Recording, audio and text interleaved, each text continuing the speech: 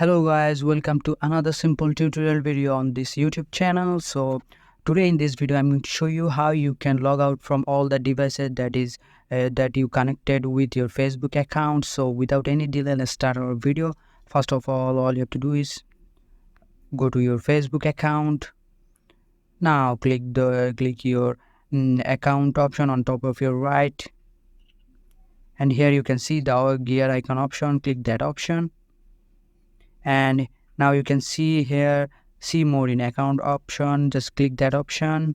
Now scroll down a little bit, you click this password and security option, and now you can see where you are logged in option. This is the option that you want to click. Just click this option, and now click your Facebook account.